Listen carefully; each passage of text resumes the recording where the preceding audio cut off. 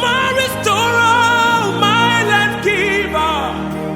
You are the living God. Oh, Ezeh, no one like you.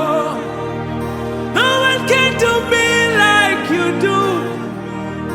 No one can touch me like you do, God.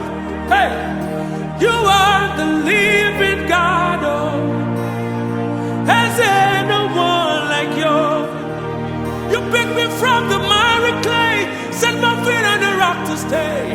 You are my promoter, you are my defender. You are the living God. Oh, is there no one like you?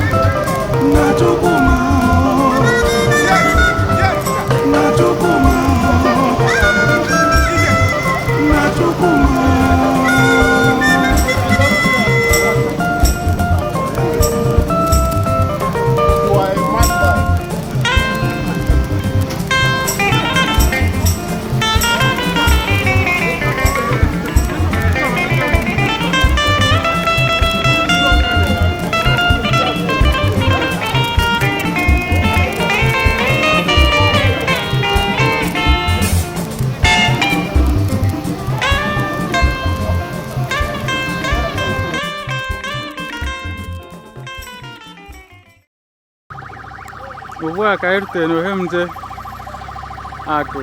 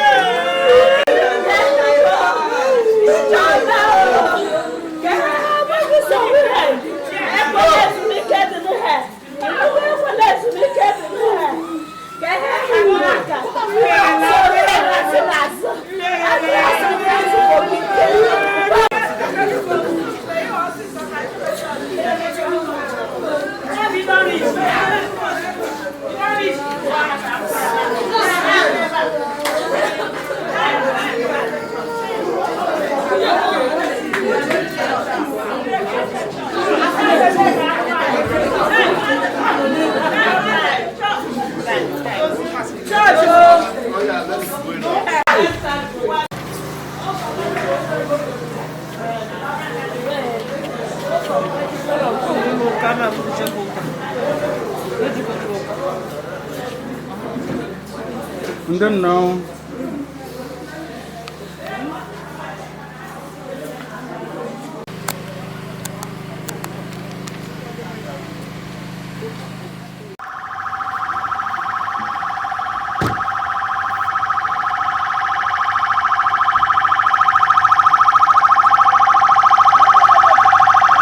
I'm almost in there.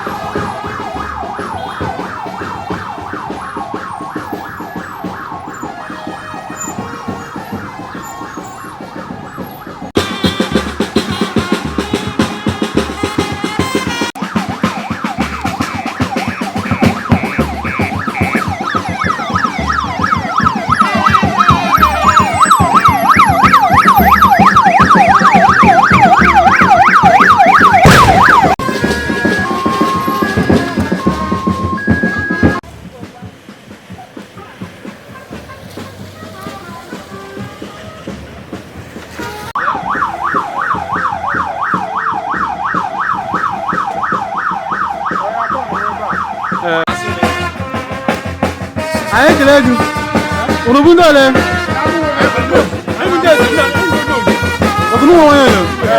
I created one. I created one. There's no.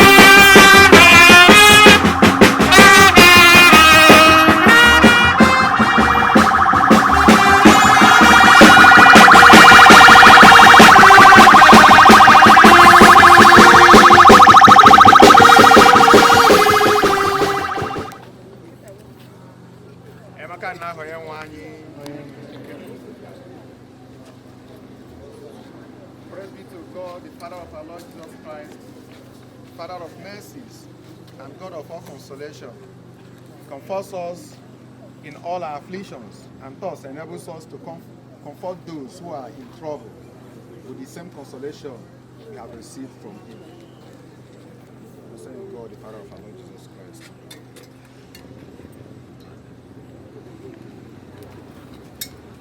Of Mrs. Jane Ezeh with the holy water that it recalls her baptism, of which St. Paul writes, all of us who were baptized into Jesus Christ were baptized into his death. By baptism into his death, we were buried together with him, so that just as Christ was raised from the dead by the glory of the Father, we too might live in new life. For if we have been united with him by likeness to his death, so shall we be united with him by likeness to his resurrection. Let us pray. Lord, we humbly ask your mercy. Accept the soul of your daughter.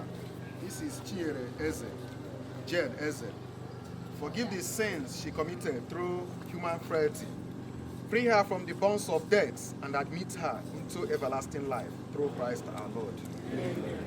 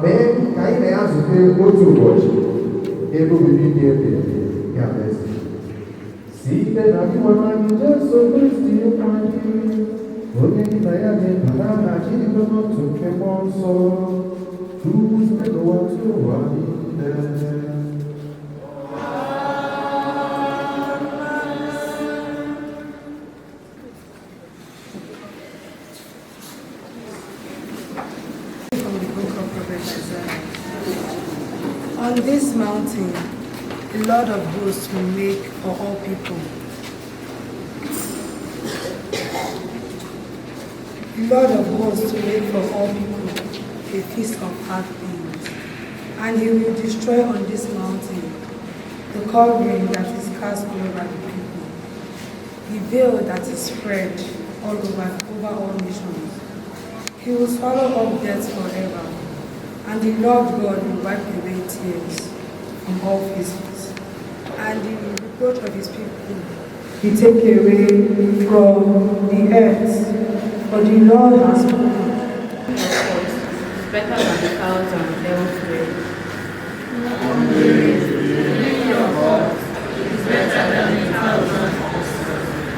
one day within your courts is better than 1,000 elsewhere. One day within your courts is better than 1,000 elsewhere. My soul is longing and yearning, is yearning for the courts of the Lord. My heart and my soul bring out their joy to God, the living God.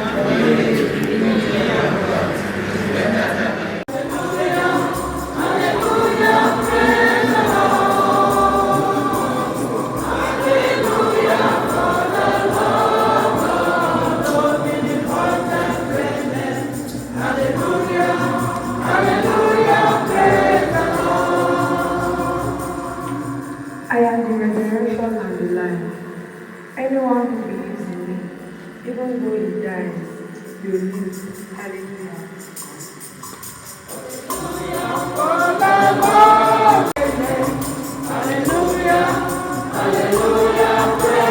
Onye nwe anyị nọnyere unu.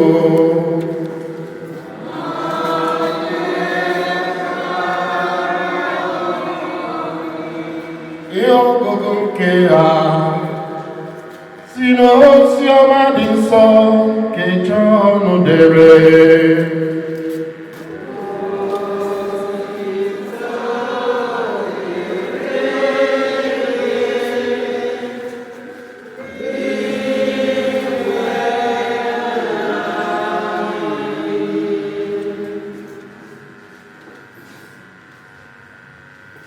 N'oge ahụ, Jesu gwara ndị na-eso ụzọ ya sị, obi alọla unu mmiri, kwerenụ na Chineke, kwerekwanụ na m. N'ụlọ Nna m enwere ọtụtụ ebe obibi. Ọ bụrụ na ọ bụghị otu a, agara m agwa unu na m na-aga ịkwadoro unu ebe obibi. Ọ bụrụ na m aga dozicha unu ebe obibi, aga m abịaghachi ịkpọrọ unu ka ebe m nọ bụrụkwa ebe unu ga-anọ. Unu ma ụzọ ebe m na-ala. Famos asị ya, onye nwe anyị amaghị ebe ị na-ala. Kedu ka anyị ga-esi mata ụzọ ahụ? Jesu sịrị ya, mụ onwe m bụ ụzọ, eziokwu na ndụ. Ọ dịghị onye ọbụla ga-abịakwute Nna m ma ọ bụghị site na m.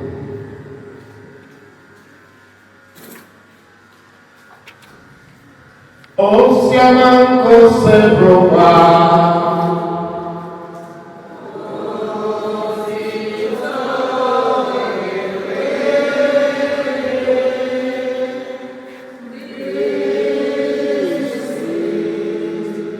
Anyị si n'oziọma anyị n'obodo mgbaghara gị.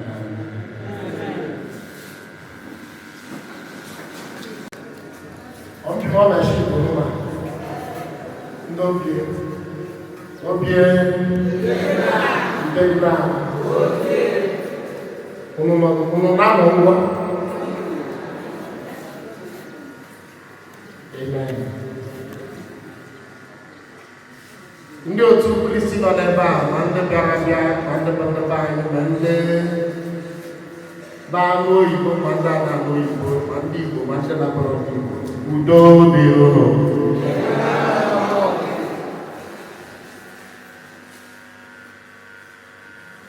O nwere ajụjụ na-adị obvious ma ọ dịghị necessary na-ajụ a. Mgbe ndị be anyị na-continue ịjụ ndị ajụjụ. Ihu nwe nọ n'ụlọ ọgwụ ịsa operation dị mma. Ama m niile enweta ụfọdụ. It is a required question, but you still have to ask it as a mark of concern. But sometimes when you are looking at that person, you know the obvious.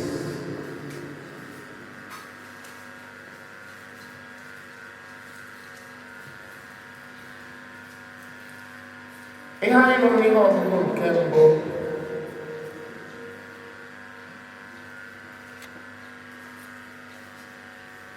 the book of Isaiah the prophet, reading from verse 25, verses 5 and 6.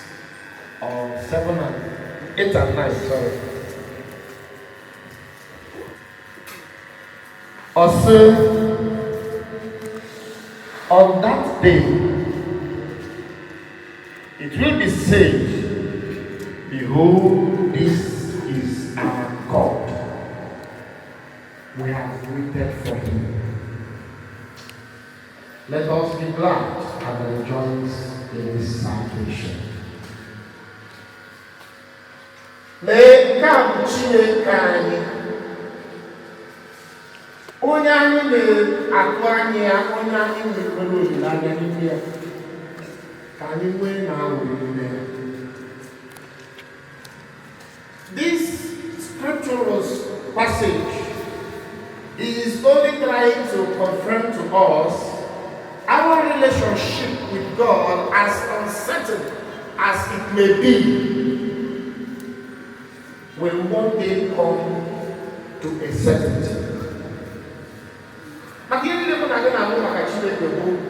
descriptive, in the ambience of hope, in the palace of faith.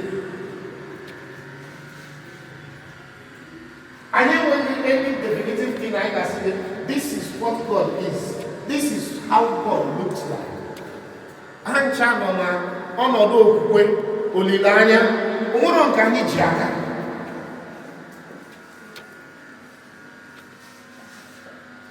Mana ị na-anya ihe abụghị ọgụgụ.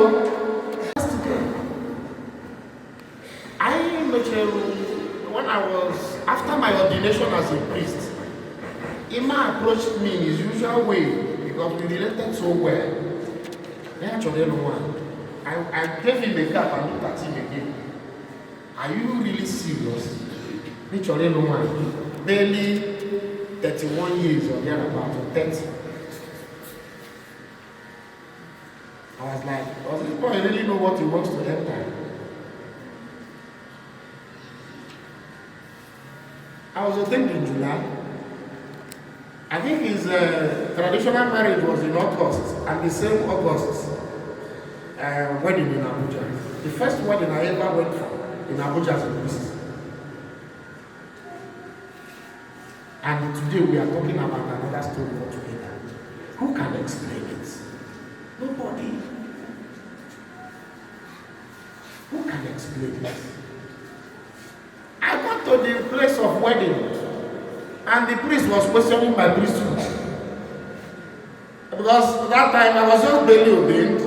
I had not even obtained the normal ID or ID card, if you may call it that. What we call celebrate. Because you get to celebrate only at Easter, at the Monday Thursday, that is Holy Thursday Mass. That is when you get your celebrate. Your bishop issues you with a celebrate, so that even if you go anywhere you are not known, you can present it and you'll be admitted as a priest to minister to the people of God. What I presented that day as my identity card was the prayer card I did for my ordination. And Father told me, anybody can do this. And I told him, will my brother now bring anybody to come and wed him? It was only then that he said, okay, let's go ahead. And he allowed me to be part of the celebration. But he told me just so. I was at Nguru for the traditional marriage, and I was in Abuja. And today we are telling a different story altogether. If anything takes me to Abuja all this while, Chinyere will be quarreling a man. Hey, your brother came, and you allow him to go and pay in a hotel, but we have a space in the house. That is the kind of person we are talking about. A family you will enter, you will not see anything except sign languages. No voices is raised. They behave like they sign themselves to understand themselves. The children, the same thing. That is what it takes. Commitment, sacrifice, love. All these things go together. to form human relationship, especially in a family setting.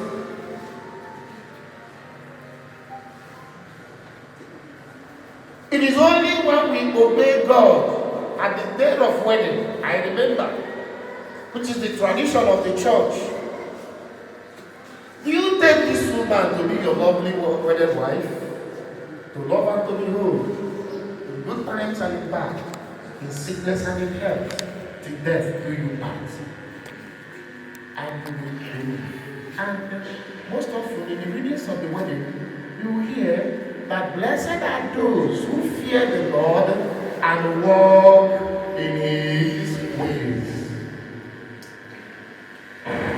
In all honesty, as close I am to the husband, I never knew Chidera was sick until she died. Why I say, what is this I'm hearing? And she just sent me a message one early morning. I lost my wife yesterday night. I thought it was a dream. I called him. I was like, was she sick? He said, yes, she's been sick. And it was long. How come I didn't know? Otito dili Jesu. Otito dili Jesu. Iwe water. Mana ahụ ike. Mana ahụ ọnwụ. Ma ọ dị mma. Ma ọ dị njọ. Ma ngọzi na-adịrị ndị na-atụ Chukwu egwu na-eme gịnị?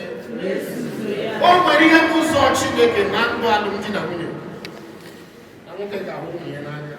Nwaanyị ahụ di ya n'anya. Ha na-abụ ewere ofu obi na-emekwa ihe.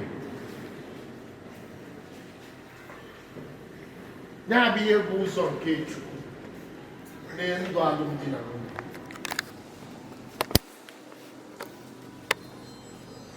Remember, my brother, as I'm talking to you, I'm talking to your children. People will come with advices, and in our place, when somebody is in trouble, everybody becomes a professional advisor,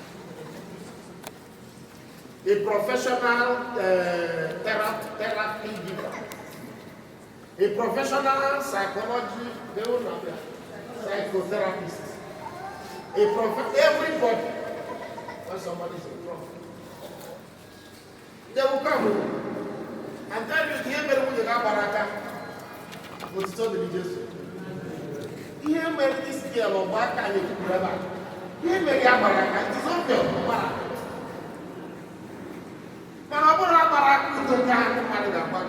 Don't you ever listen to that. It is going to put you into more troubles.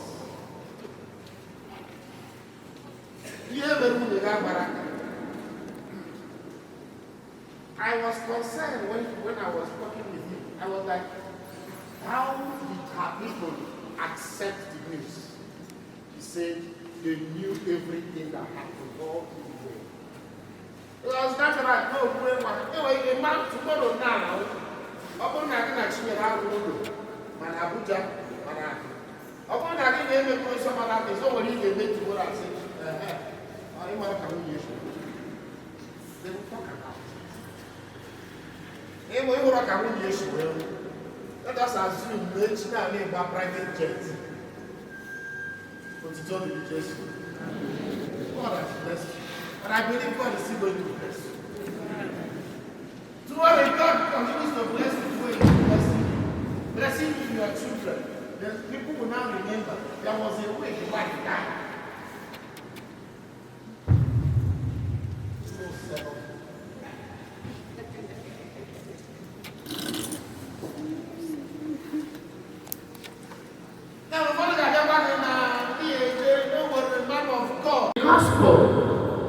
Jesus comes with his consoling words. Let not your heart be troubled. Obie akọlụ ụlọ mmiri maka na ụlọ nna m ọtụtụ ebe obibi bịa ọ bụ na m eji edozichere ụlọ ebe obibi aga m abịa ịkpọrọ m whenever your own house is ready. Amen. Ọ bụrụ ọkwa it is not my portion. Ọ bụrụ ọkwa it is back to center. No. when your house is ready, and remember, your consent is not needed. Otito de Jesus. Ada ajuku me choria. Arochara mu no gege. Then, the only other thing we need to do, like people who are climbing the hill, like in the Nabagugu, you also need to remember. Kain no run kwadebe na bobo no biara kwani. Kani wiki soya. Because when you get those children, some of us who were born Catholic, baptized Catholic, lived Catholic, received the Holy Communion, confirmed in the Catholic Church, wedded in the Catholic Church. Tomorrow you will remember there is another church. It doesn't you know, a church taking a Catholic church or only does. They have to go to Obie. They go to Obie every passion. A church taking back. Upon the burden, you are nowhere to be found. Yeah, I need to know to Christ. Can I so pushing even can Jesus Christ? No, no, no, no, see again.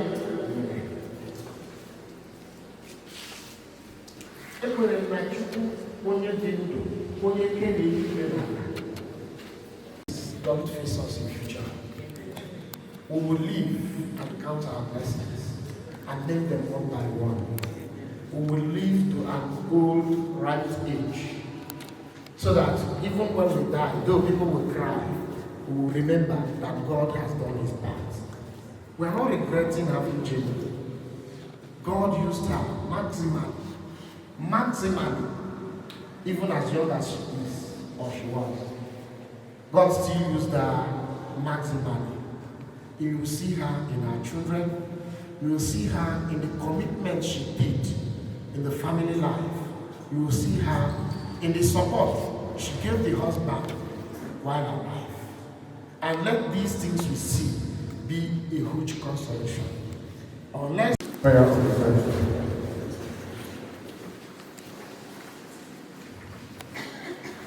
Let us pray with faith and confidence to God our Father, who lives forever and who can do all things, as he raised Jesus from the dead. So he gives life and salvation to both the living and the dead.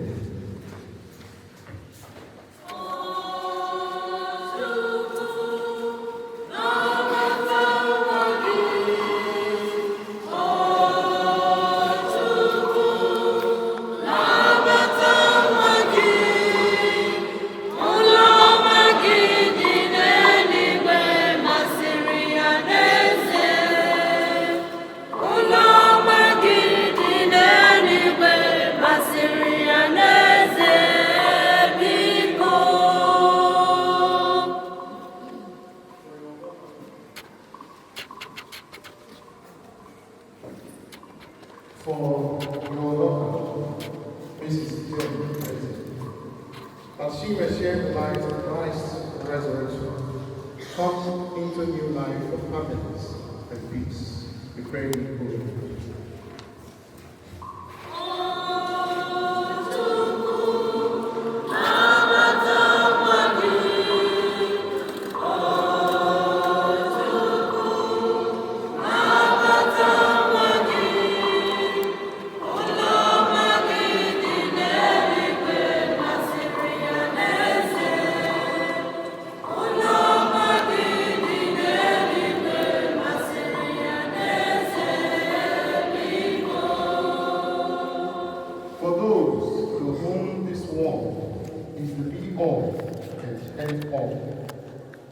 That they may come to believe that the good news of salvation, renew their lives and have faith in Christ, who is the way and the truth and the life.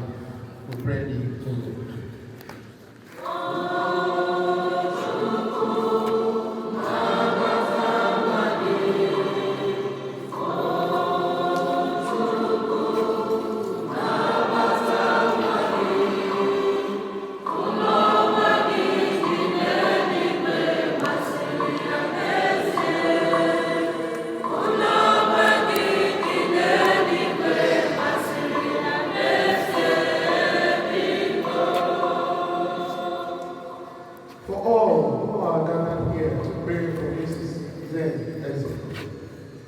we believe, act and speak in full realization that one day we shall be called upon to answer our thoughts, words, and actions. We pray in the name.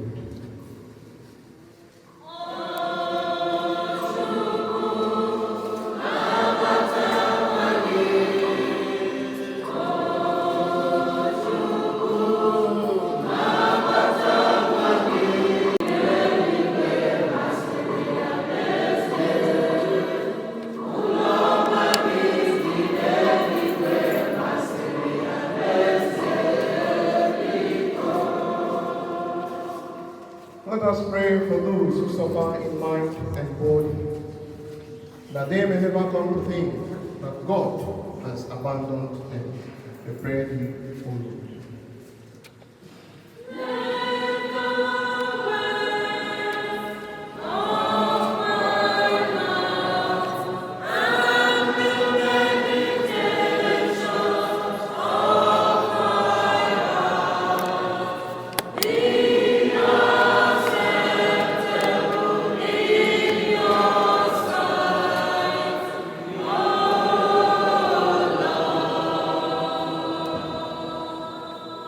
Let us pray for all who have come here today to pray in the spirit of faith. May we all be part of the kingdom of God. We pray thee, O Lord.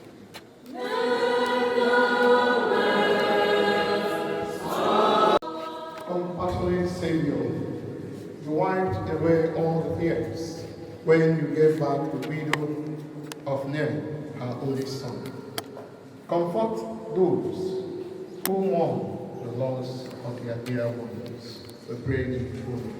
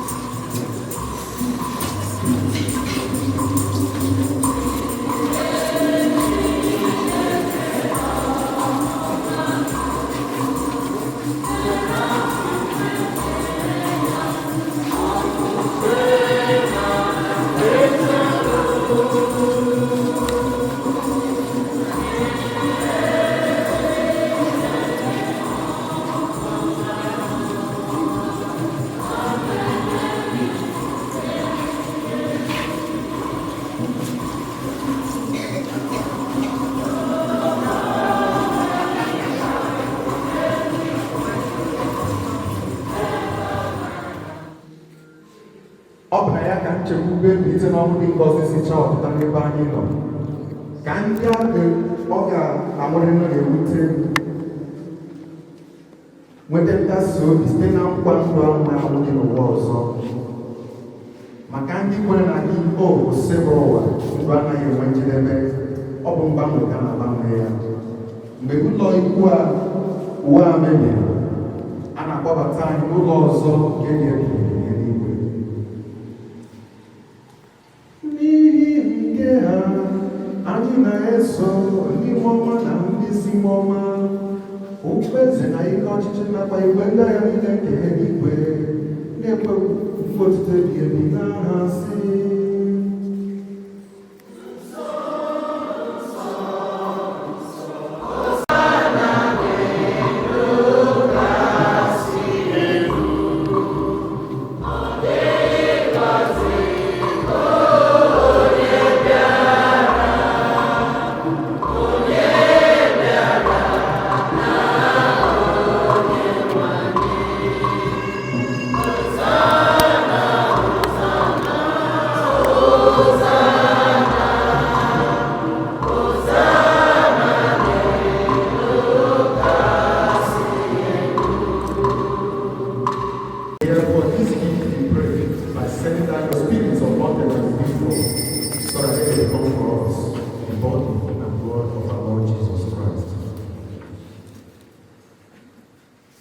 At the time he was betrayed and entered into his passion, he took bread and giving thanks, broke it and gave it to the disciples, saying,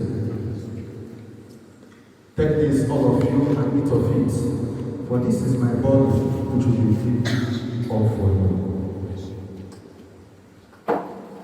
For Christ, we may be gathered into one by the Holy Spirit.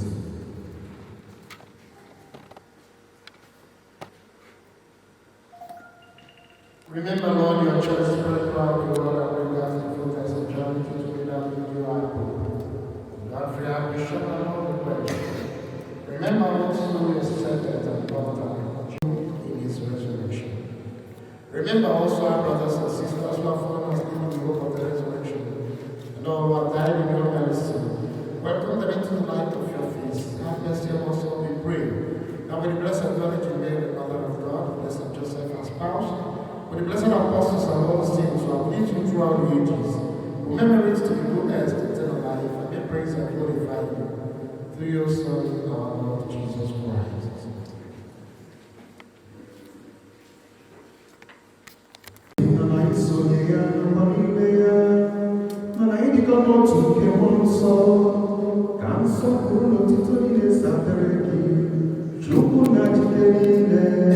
Site n'ụwa tụwa niile.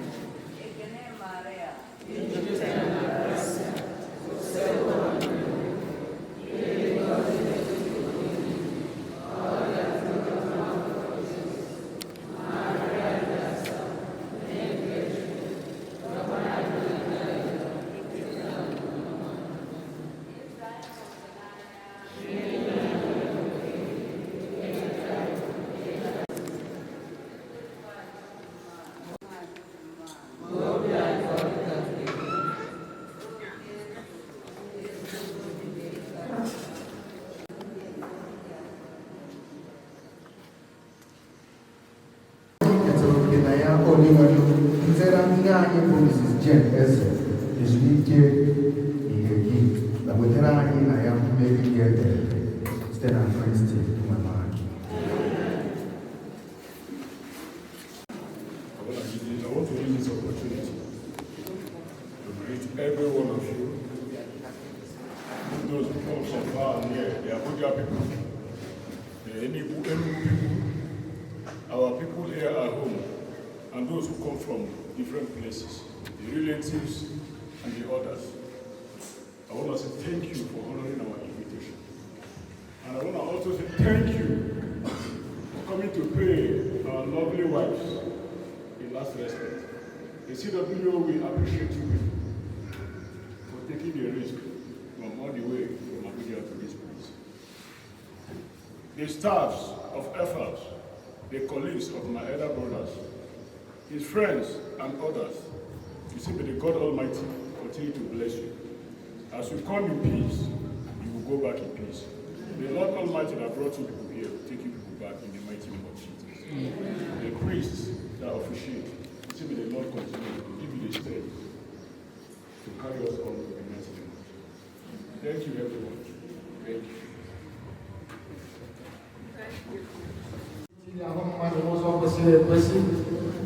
Ya mere ka anyị jiri n'umeala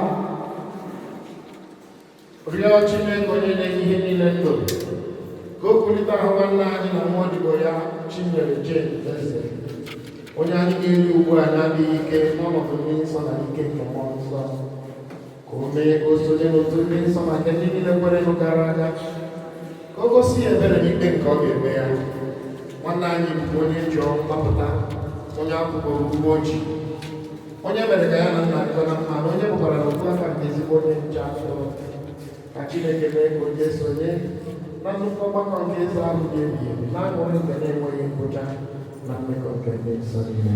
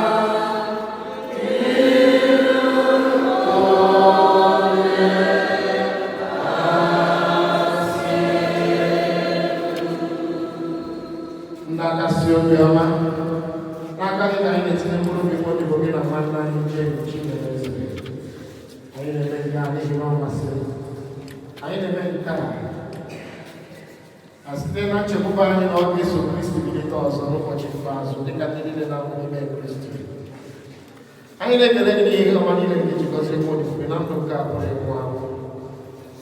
Ihe ọma ndị a bụkwa ihe ịrịba ama nke anyị ji amata obi ama na mmekọ nke ndị nsọ nke Kristi. Ya mere, onye ebere ga-eti na arịọ ka anyị na-arịọ nwanyị ma onye na-enwe odibo gị Chinyere n'ọnụ ụzọ nke paradaịs. Ekwara anyị aka dị ka n'ụwa ka anyị jiri nkwụsị nke okwukwe na-akasịrịta onwe anyị ruo mgbe anyị niile ga-eji izu nke Kristi otu ahụ ka anyị na nwanne anyị esi nọnyere gị na-amụrụ ebe site na Kristi onye nwe anyị.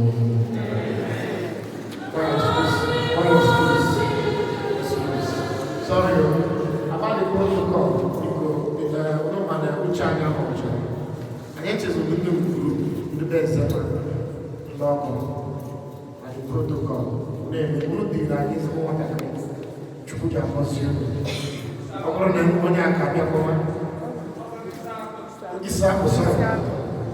Àwọn ẹgbẹ́ àkàbí ọkọ̀ ìsáàbù kí dínkù wáyé ní Nàìjíríà. Ọ̀nà ọmọ ń bọ̀ sí sọ. Lórí o. Sister Jane. Kàbí mo sì dùgbà dé paradise. Kàbí egbòrò màkà Chineke zute.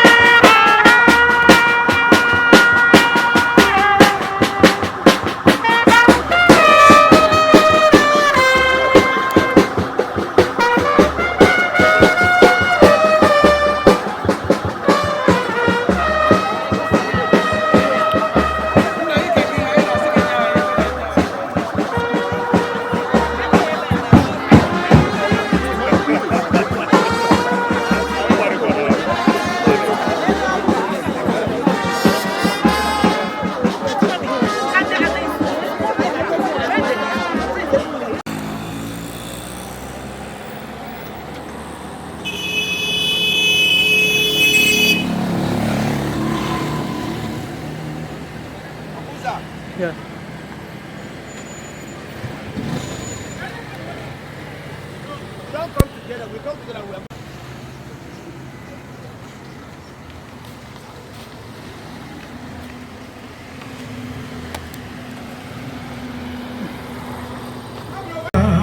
N'ime Chineke m nara ekele mgbe Okay. Nara ekele.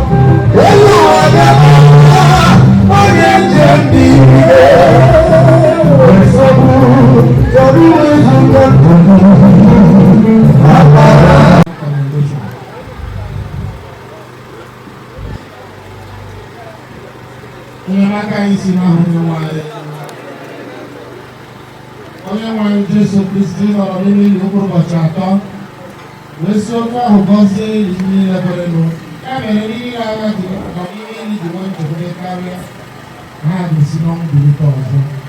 Biko mee ka nwa odibo gị Chinyere Jen Ezeh nwee ike ịnọ n'ili nke a zuo ike na ndokwa ka ọ nọrọ na ya ruo mgbe ị ga-ekulite ya n'ehihie. Ndị onwe gị bụkwa mbilite n'ọnwụ na ndụ. Mee ike obi gị so na-aṅụrị ndị nsọ gị ebi ebi n'eluigwe. Ihe ndị a ka anyị na-arịọ site na Kristi dị ọnụ anyị.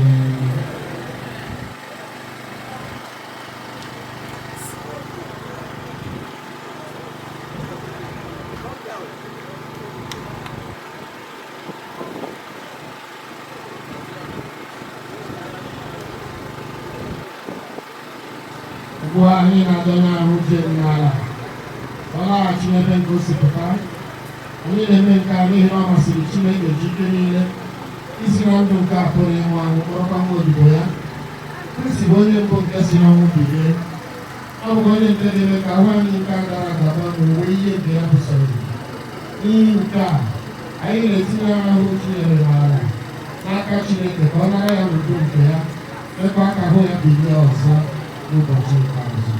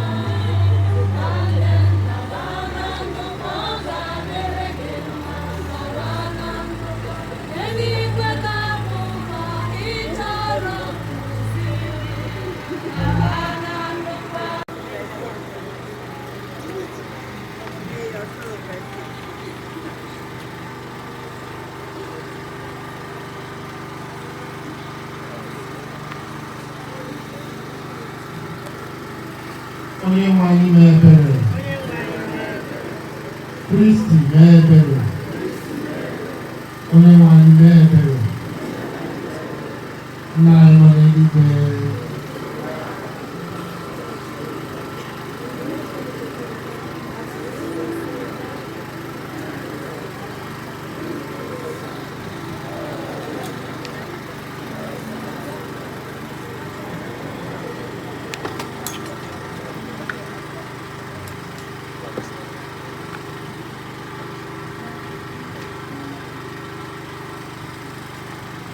Ekpere maka nwanne anyị Jen Chinyere Ezeh.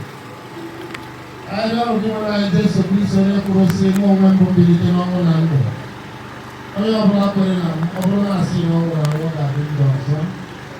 Onye ọbụla nke dị ndụ kwerekwa na m aka ya ruo mgbe ebighị ebi. Ya anyị ga-asa abanye anyị ọgwụgwụ nwa anyị. Ka gị onye bara anya mmeri n'ihi ọnwụ Lazarọs ike anaghị emeri nke anyị arịọ Kristi. Ka gị onye kpọghachiri ndị nwụrụ anwụ na ndụ nye nwa odibo gị Jen ndụ ebere anyị arịọ Kristi. Ka gị onye kwere onye ori mechara arịrị nkwa ịrụ na paradaịs nabata nwa odibo gị Jen ebido anyị arịọ Kristi. Eji oriri nsọ nke ahụ nọbara gị wee zụọ nwa odibo gị Jen. Inye ya oche na nnukwu oriri nke alaeze gị anyị arịọ Kristi. Anyị nọ n'uru n'ihi ọnwụ odibo gị Jen Ezeh. Ijiri okwukwe na olileanya nke ndụ ebere kasị anyị obi anyị arịọ Kristi. Anyị arịọ onye nwe anyị ụzọ ebere abụọ ka anyị na-arịọ ka ibere nwa odibo gị Jen Chinyere Ezeh. Nke mbụ nwa odibo gị nwere okwenye na-ehe uche gị ekwela akwa dabara n'ahụhụ gị n'ime ya. Nke abụọ mgbe nwa odibo gị nọ n'ụwa n'ezi ofufe iri ejikọrọ na ndị na-ekwere mee ka ebere gị sikwa otu ahụ jikọ ya na ndị mmụọ ozi gị n'ụwa ọzọ. Anyị na-arịọ gị nke a site na Kristi dị ọnụ anyị. Nye ya ezumike ebe bụ onye nwe anyị.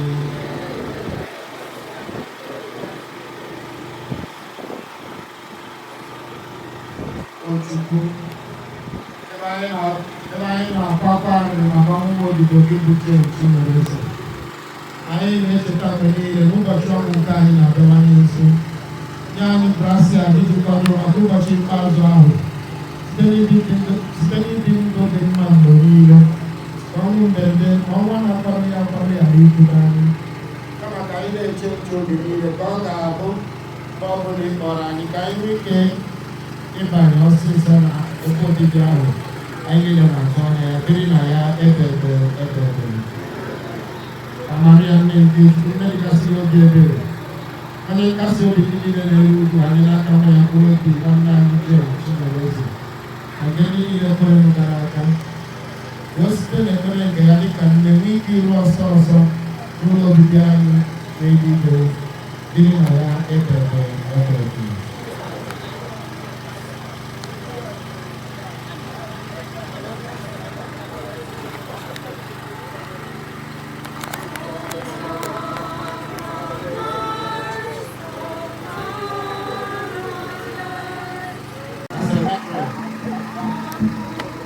Onye nne from Secretary ya nso nwa okorobịa nwa agbọghọbịa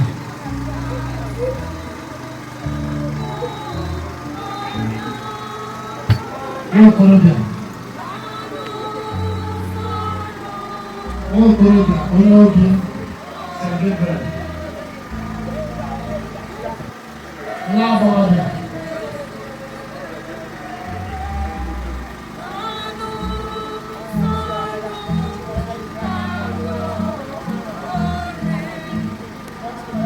from Paris, Abuja.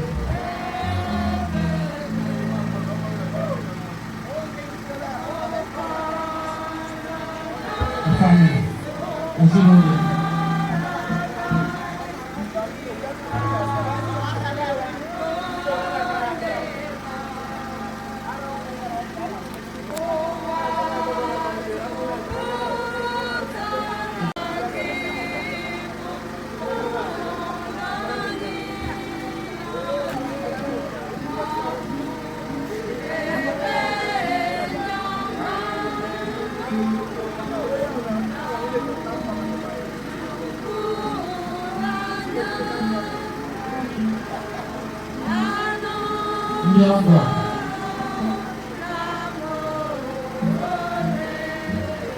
In-laws.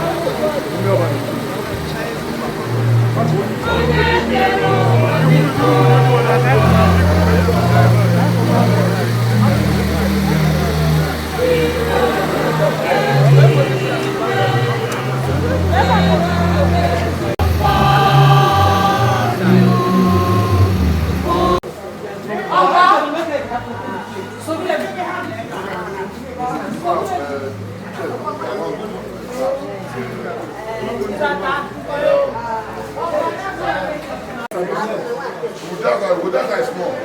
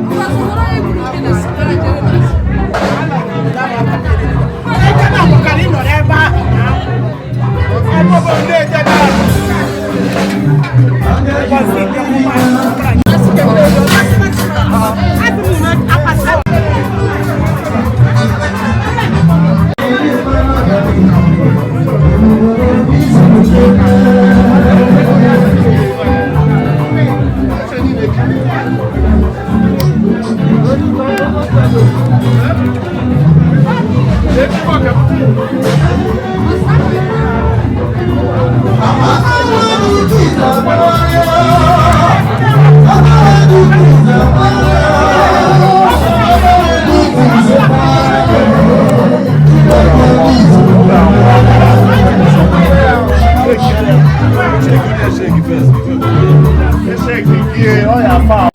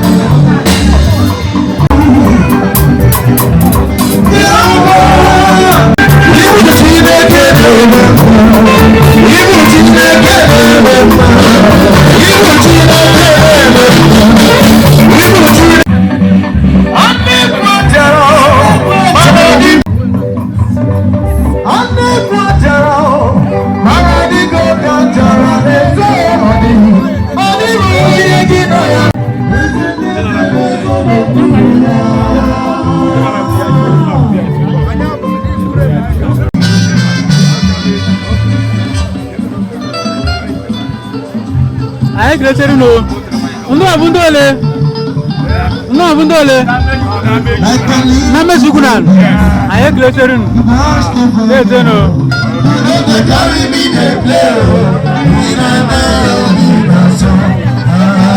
No abundole. No abundole.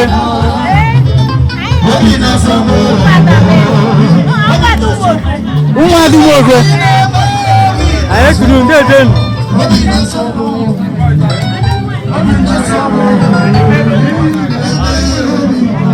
Aye, greater no. Undo abundole ka. Undo abundole. Na mu wono Obie. Ka deze no.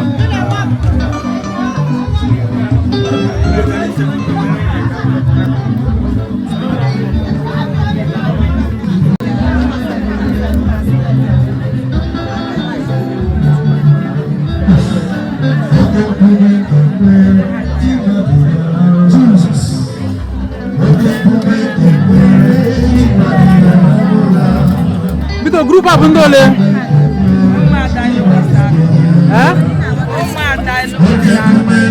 Uma zisabu. Enugu sabu. Okurube muro. Alano.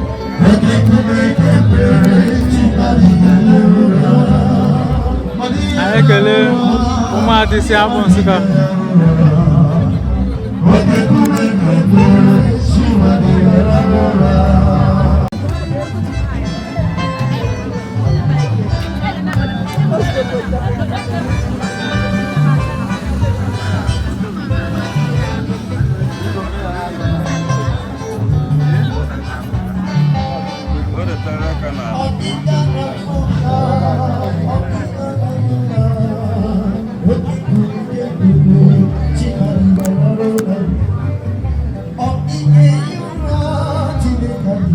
Ayekele no.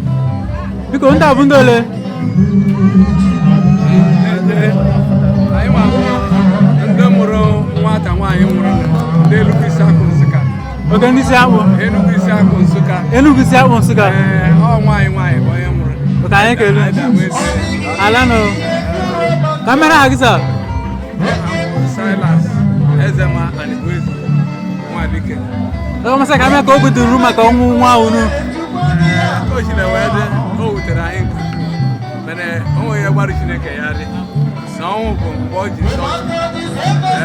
Anyị were ka anyị hụrụ ya. Anyị kele. Ndị ndụmọdụ nwere ike inye ezinụlọ ndị ọnwụ bụ dịka di na ụmụ ya. Ọnwụ dịbụ adị. Ọnwụ ya bịa ya dịbe. Ndụmọdụ m na-enye bụ di ada anyị nwaanyị. O jisi ike ga-enwe ike zụgote ụmụaka anya.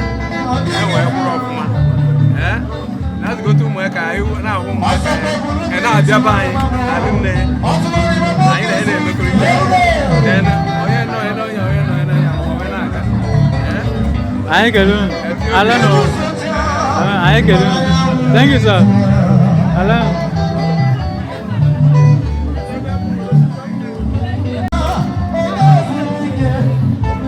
Aye, Keleno. Because I'm not dole.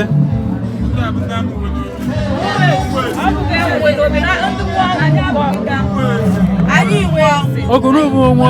Yes. Ah, don't know. Thank you. Yeah, there's no.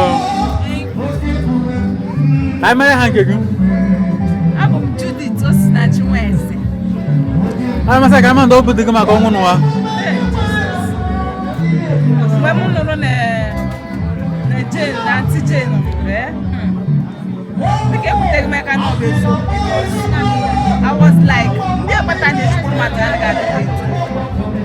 Even men now, what can they make them because woman, why chop on the woman, I think she's too good. And the thing, I know me trying Chinese.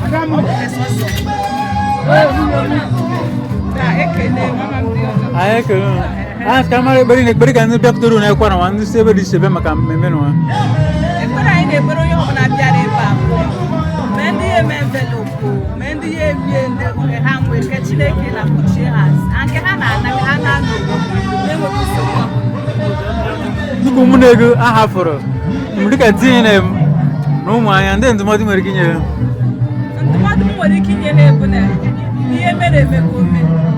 In life, there are some certain things you cannot change. So, because of no begome, how we had to get not together and a chineke and a yenye you ham. I enjoy the grant. Amen. I don't know.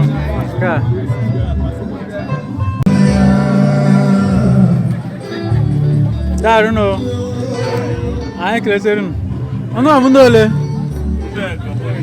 There go. Okay, there's it. Yeah.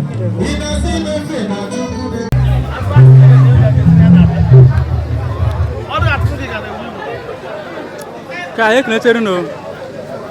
Kan do abundole. I want the Nak. There's it. There's it.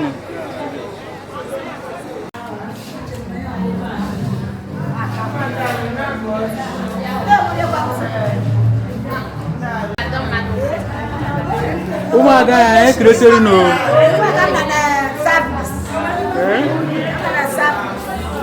Okay, give me another service. Yeah, that. Nera obudu no makongu nwa o.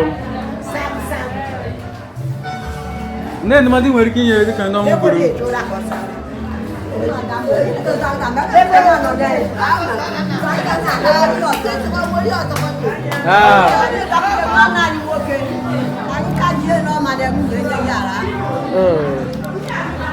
Ndo kundu madi working here. Okundu madi working here na umu anya.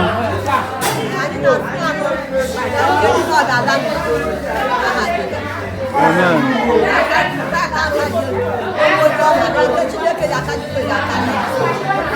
Amen. Samweni. Oh, ka, uneme. Daru. Anu uma da gro mu ndo uma. Uma da mu we no be. Okay, ka, dey dey. Uma da mu we no be, e kina cheru no. Ah, daru. Oh, daru. I would like to know your name, sir. My name is David Ezeh.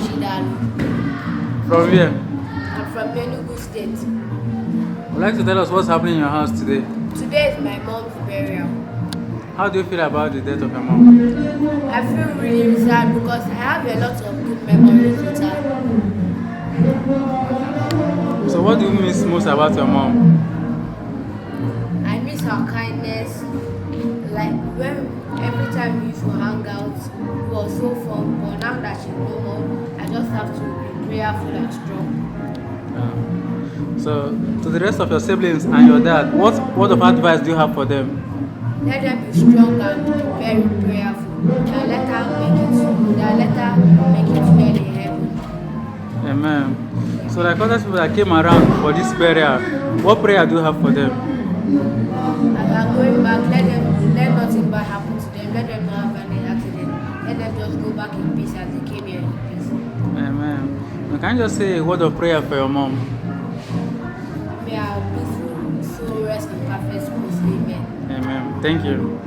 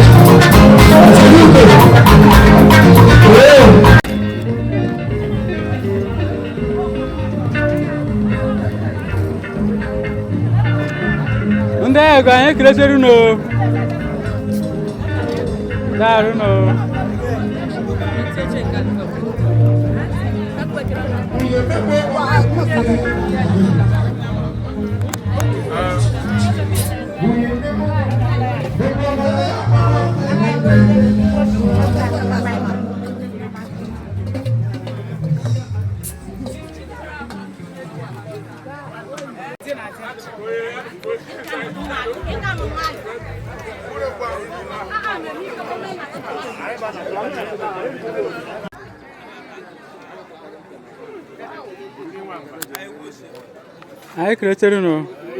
Kanto abundole. Ndo shwai. Ka ai crecheru. Ndeje no. Saka kai mare hagem. Ozo ekonye wetere Romanus di okay. Ama saka mare ndo modi nwere kinye ezinụlọ momi ya. Atire nwanne m nwe nwunye nye nwụrụ. Chineke ji agba ahụ ome. Me nye ntasi obi. Maka ndị izu atasigo m obi, ọ ga-abụ anyị bụ ndị ofu ọnwa. Ekpere anyị bụ na Chineke ya nọrọ nya na ezinụlọ, onye nweghị iji ka emekwere. Ụmụ tinye tue ka ya na onwe ya zikwa ndị wada. Matakwa ikwu na ibe enye. Maka na onye nwere enye agwa n'okwu nwoke anya n'ọchụ enyi. Kenuma ma nwe odo nweji ndị ọchụ enyi. Romanus di oke. Chukwu abịa ma anyị na-asa anọ ya anọjiri n'aha Jizọs Kraịst onye nwe anyị. Amen. Ka dejen. Anyị kelechere m. Dejen.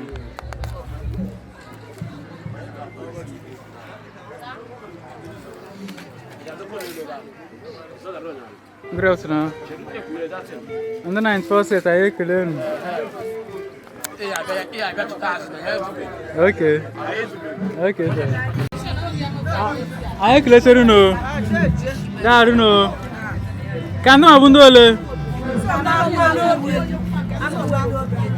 Ndị ma mụ n'obi. Ka anyị dejen. Anyị kelechere no.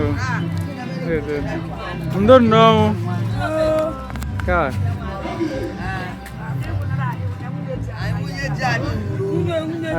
Ka. Ndo no. I must say, I'm not the mother working years soon. No, no.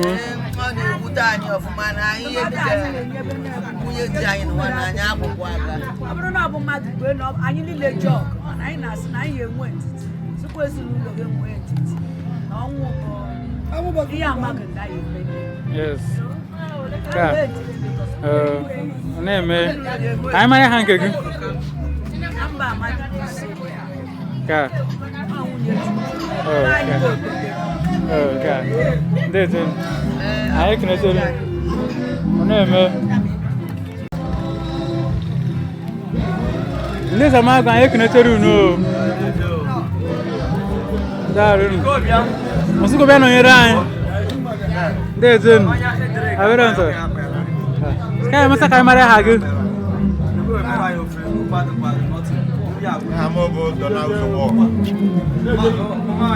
onye nwe ọ masị ka anyị ma ndị obodo gị maka ọnwụ nwa ọ bụ ihe mwute maka na nwunye anyị akara gị nka ọ bụ na ọkara nka na ya aga-atara ayọ mana ọ bụ onye ọnwụ mwute onye mee na anyị nọ like this anyị kelee obi adịghị anyị mma anyị sị ka anyị mara ndụmọdụ nwere ike inyere di enye na ụmụ anya ọ hafụrụ ịgwara ha na Chukwu bụ onye wetere ma Chukwu wetere ewu ma Chukwu bụ onye maara the best anyị bụ mmadụ bụ ya anyị obere mmadụ nọ iwute anyị ụlọ na mgbe mkpasị gị na life goes on they should go on with life knowing that the Chineke na mmadụ na ome menu amaghị oke mgbe ka ihe letara m so we are hoping on God everything is all right with them. Amen. Also, I do work. Amen. I kelee gị. Thank you very much. Deje m. Anyị keletere unu. Deje m.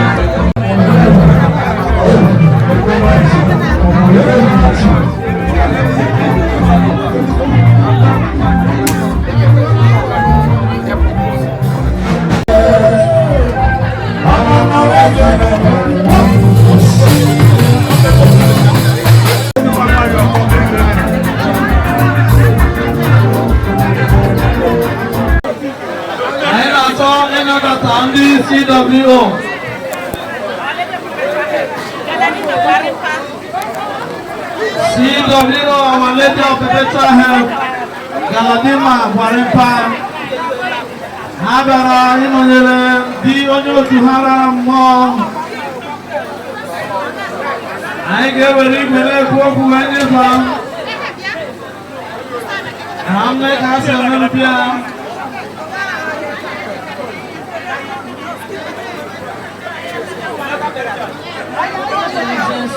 Isi ebe m di nwanne anyị nwaanyị nọ ka anyị wee jee mee our presentation properly. So MC, permission to go with your microphone? Thank you.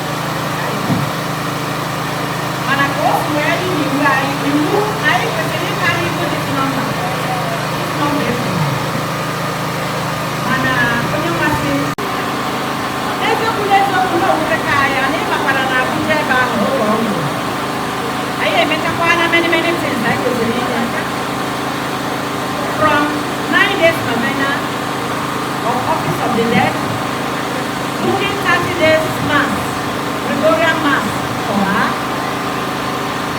and attended even the Reverend mass in Abuja and the rest of them. But we have to be here.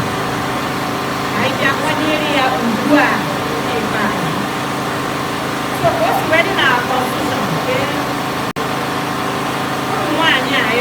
Was India when in India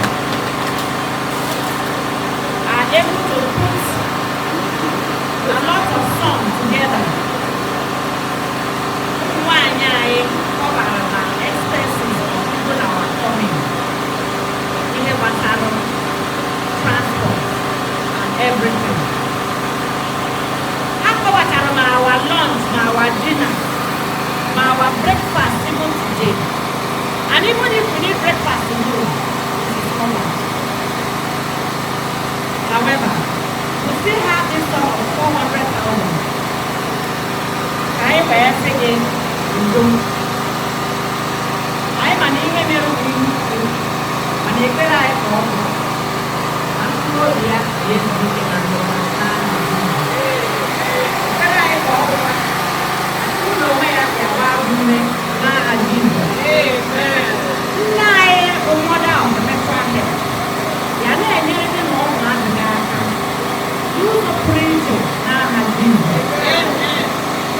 Sister Jane, mana mother Mary ano nyego na Jesus Christ ono wa.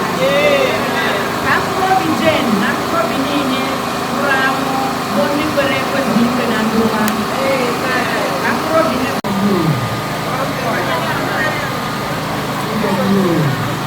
mother with some faith.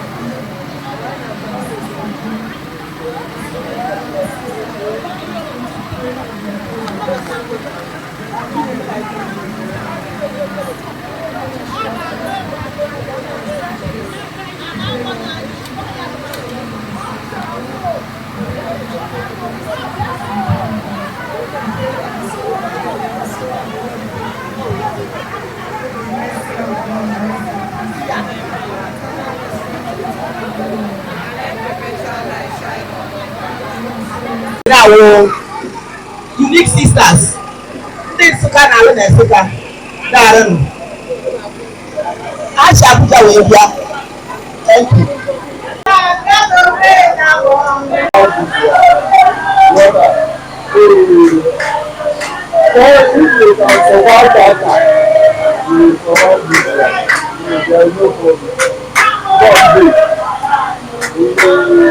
Once there is God, there is grace.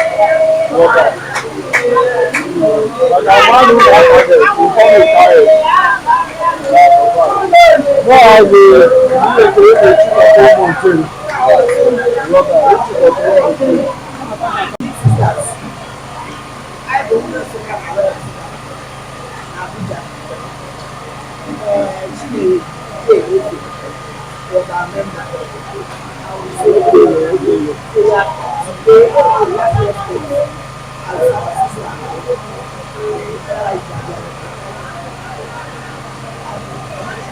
I do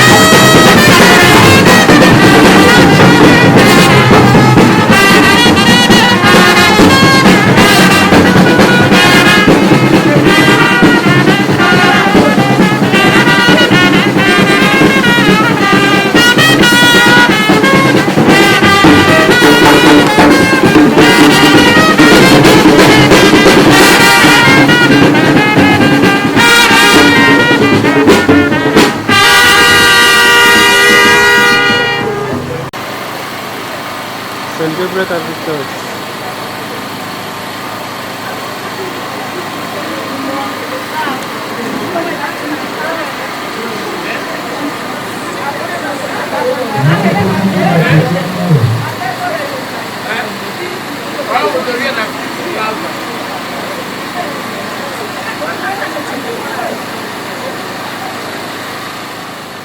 Good afternoon. May we know your name, please? My name is Ezeh. From here. From here. From Enugu State. Obie, Enugu State. I'd like to know what's happening in your house today. The burial of my mother, Mrs. Ezeh Jane Chinyere. How do you feel about the death of your mom? I don't know. It's really an overwhelming experience that caught me by surprise. I was overwhelmed and shocked at the same time, but life goes on. So what do you miss most about your mom? She used to tell me about their secret in CW. So I'd like to know your advices to your siblings and your dad. Stay strong, oh. Stay strong. This life get as it be. This life is somehow. Stay strong. That's what I can say. Okay. Like many people that came around today for this same purpose, what prayer do you have for them? I pray that they go back to their destination safely, no harm, no accident. As they come, they return back to the way they come, Jesus, to where they come to Jesus. Amen. I want you to say a word of prayer to your mom.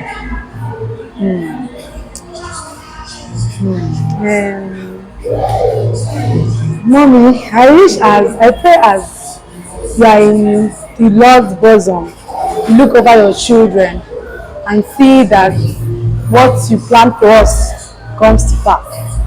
Amen. Thank you. Thank you. God bless you. Good afternoon. May we know your name, please? This is Ezeh from Chema. Would like to tell us what's happening in your house today? So today was the ceremony after the burial. Today was the ceremony of burial of my dead late mother, Ezeh Jane Chinyere. How do you feel about your mom? I feel sad at first, but then I now later found out that she's in heaven and she'll be looking over us as a guardian angel. I'd like you to give your siblings and your dad advice, word of advice, as your mom is no longer around. What word of advice do you have for them? Stay strong. God is God's time.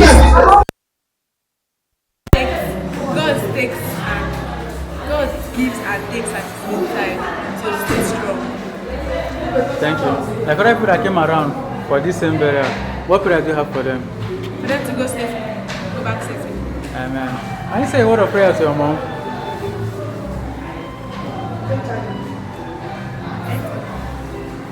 Anywhere my mother is, we have served, she's perfect for us, perfect. Amen. Thank you. God bless you.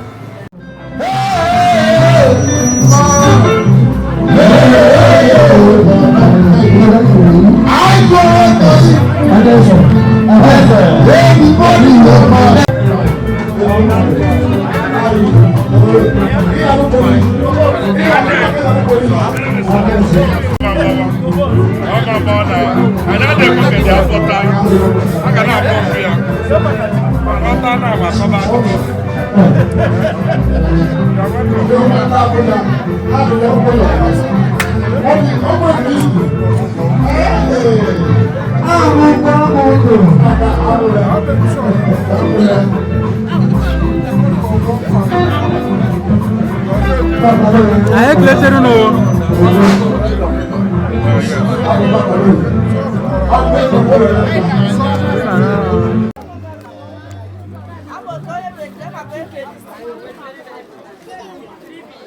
Aye, pleasure no. Ano abundole? 94 Okay, set ma. Yeah, onsu combien no yere? De jeno. Ka. Sa kamera ya ke mbe make esu. Onye mboko. Ka de je. Chairman 94 Okay, chairman. Ka, ayi knetere go. Ka. Wes ko we bia no kro nyen kun. Ka, ayi knetere. amasa ka mbara ndụmọdụ nwere ike inye onye nke unu dịka na nwunye ya hafụrụ ya na ụmụ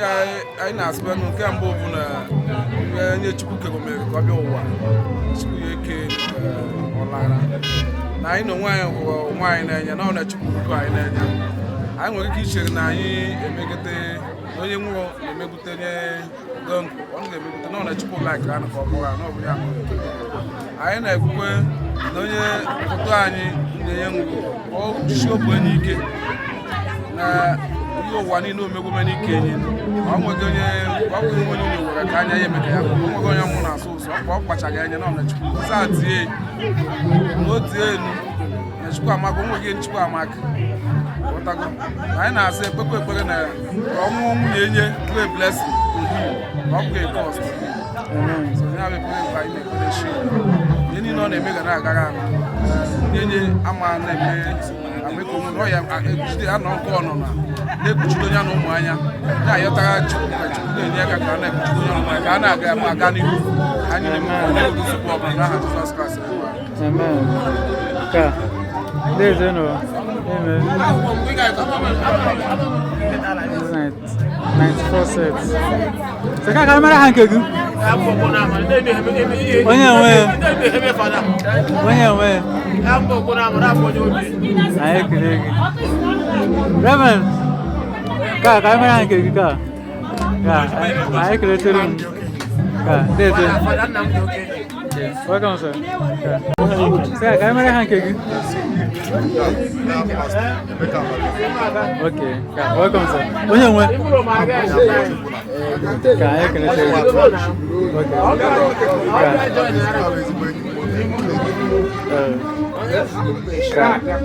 Est-ce que bien on y est?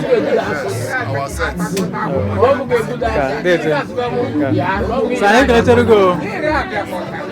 Anyị kenete go. Azma sir. Amara hange. Onye nwe.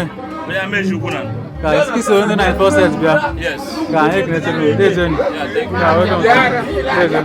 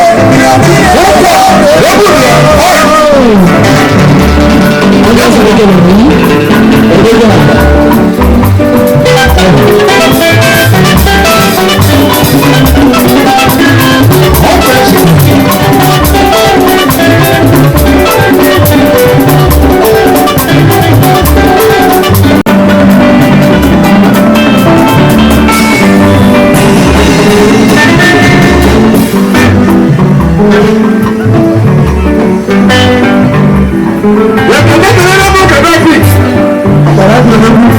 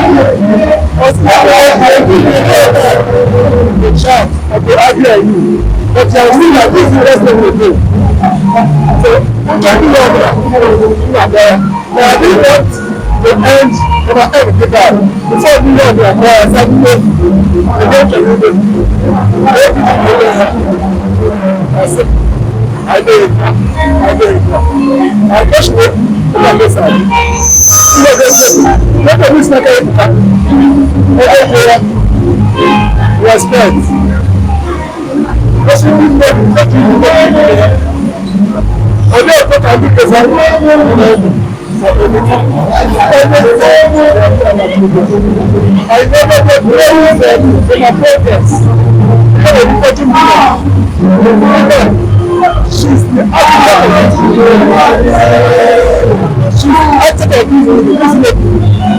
I never know it.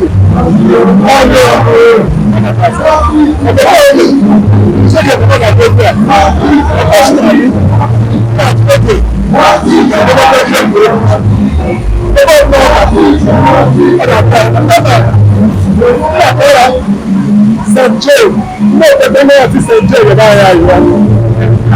It's a sign of the I have a memory. Amen. I can I'm open to money we're giving you. No, working on oneself. No bag.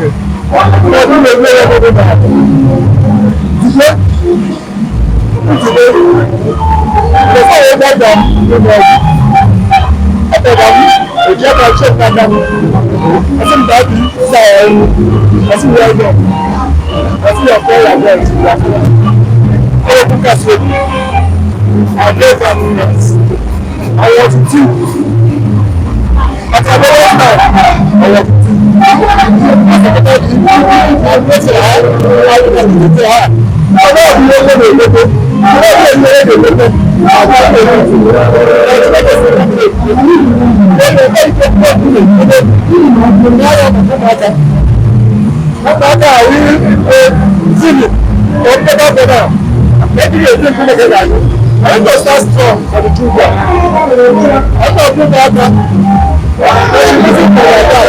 They should listen to their dad. They should listen to their dad. They should listen to their dad. They should listen to their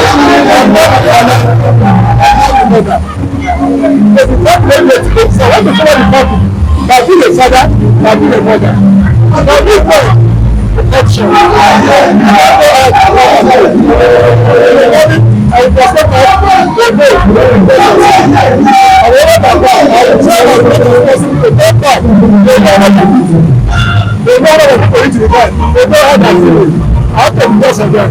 but these are majority. I'm not very person of them.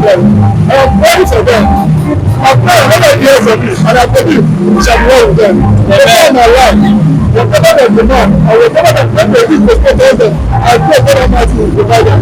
I don't know what's happening. Whatever she did, which you know she told me, like a visa, I will take care of them. Thank you, sir. I can like it. You can't pay my man. Let me very shallow. You can't make it, man. You get a gun. You never is a man. Never in a very sure. Very sad about it. She can't know how to do that. She can't know maybe others support. At that time, they know that they should not have to do much. And I'm not going to tell you that. As we go, I just know that. They cannot buy music. I don't know where they go. No, they're trying to get them. I don't know the way to go. I don't know the babies. I follow them. I want to walk with them. As I go on the Shabbat, they want to. I can like it. I don't know what very new and easy movie. It's very much better. To make them happy, they will. Not that way they go. No, but you know, Ezeh, they will be at that's the Chineke. That will run it.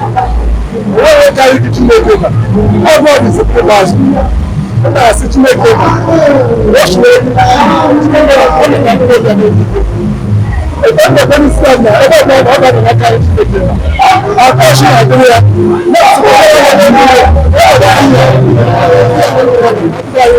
No, what much I ask you about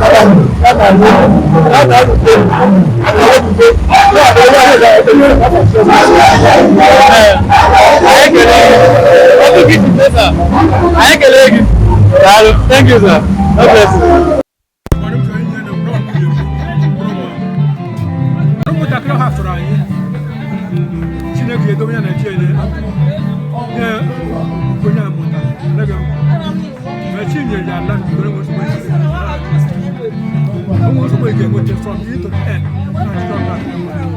Amen. I can look it. Yeah, email. Thank you, sir. Okay. It is, sir. I must say, camera hugging. I'm Maxwell, Ezeh. When you be? I'm going to be a Couldn't get up on. You don't know. I must say, I'm on the over the Kumakonwa. It's not really a good celebration, you know.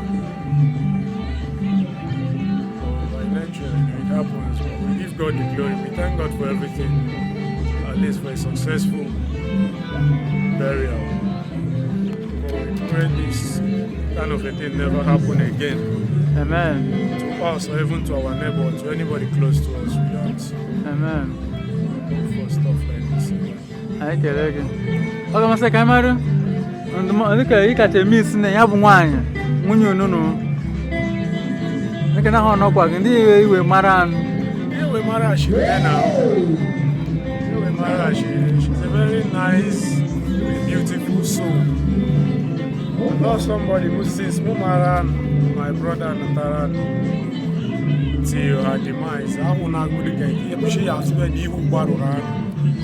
Or new one the gamma like she's always smiling, you know. Every day when you afternoon night. I know a very nice someone, very nice woman. I know very, very accommodating. Can accommodate everybody.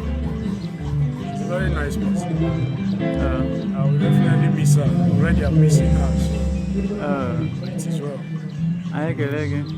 Oh, Massa Camara and the Motin Werikin, your brother and a woman. So I just keep believing in God and trusting God. Because at this point, don't we there's no one that will be enough. You understand to heal the pain or whichever. So just return God and I'll just pray that God give them the strength, the heart to bear this great loss. Amen. I get it. You can do my severity to be my command, bring it benisha. You can now do my severity to be my command, bring it benishinda. Okay, when the benisha, the know you have an alarm, you go, they have sugar. Without any problem, no obstruction. Amen. I get it. Can I ask anyone on your sir? Thank you.